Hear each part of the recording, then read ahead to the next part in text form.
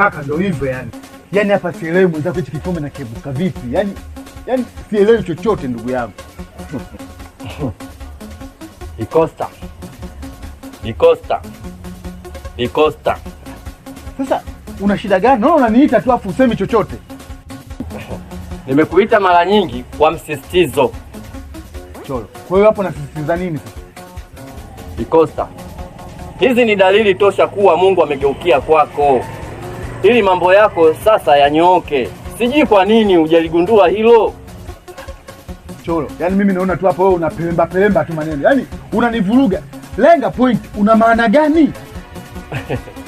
Huyo mwanamke aliyopoteza kumbukumbu ndiyo njia ya mafanikio kwako, ambaye atakutoa kwenye zikikunuka ukakupeleka kwenye faraja.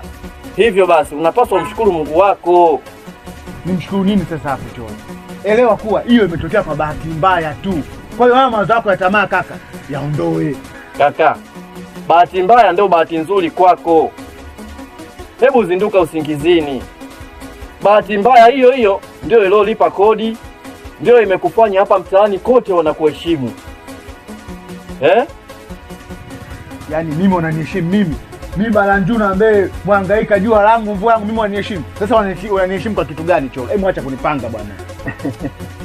Kaka, huyo mwanamke nahisi ni nyota ya kuondoa ziki, gundu, umaskini na mambo magumu yote yaliyoshindikana.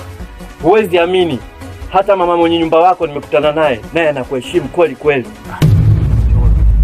Sasa hivyo chumvi ndugu yangu. Hebu acha kupunguza. Hebu punguza chumvi zako kaka, unazidisha ujue. Shauri zako?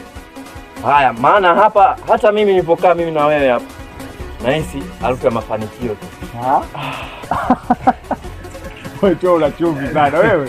Wewe jamaa muongo wewe, unadhani unajua Cholo kuna kuzanga mambo wewe. Jamaa wewe mwenyewe sasa hapa, yani unanukia mafanikio. Si unaona hata shauri namna gani? Unajua kidoti nacho kimeongezeka. Wewe jamaa muongo sana wewe. Hamna kaka, mafanikio ndio hivyo sasa.